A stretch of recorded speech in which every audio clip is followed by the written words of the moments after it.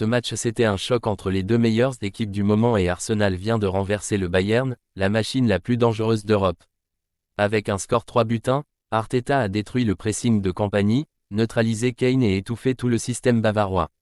Une démonstration dans tous les secteurs du jeu. Pressing, défense, attaque, transition. Dans cette vidéo, on va analyser comment Arsenal est peut-être devenu la meilleure équipe du monde. Dès le début de la rencontre, les Gunners ont réalisé un pressing très haut sur le terrain. L'objectif, forcer le jeu dans la moitié de terrain bavaroise. De leur côté, le Bayern de Kompany aime construire à partir de derrière en développant toujours le jeu en passant par Upamecano. Et ça, Arteta le sait et ça aura son importance dans la suite de la vidéo. Upamecano c'est Olise qui est descendu proposer des solutions le long de la ligne de touche sur l'aile droite et comme vous pouvez le voir l'objectif est de contrer le pressing des 6 joueurs d'Arsenal.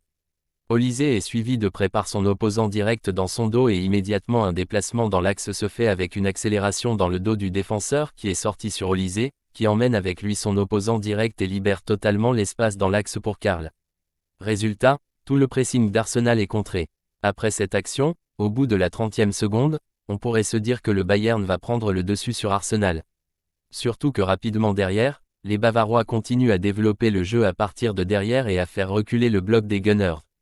Surtout avec les déplacements de Kane qui descend super bas pour proposer des solutions, ce qui attire l'adversaire et libère un coéquipier sur l'aile qui permet de combiner très rapidement pour progresser et aller en attaque.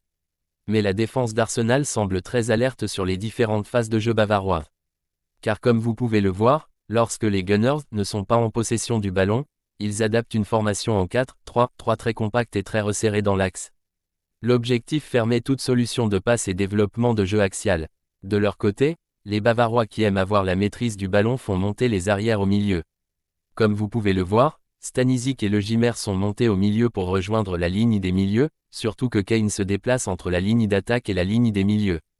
Et face à ce bloc défensif compact, les Bavarois vont faire circuler le ballon de l'aile droite à l'aile gauche et l'inverse, pour enfin créer des espaces libres dans l'axe et déstabiliser la défense.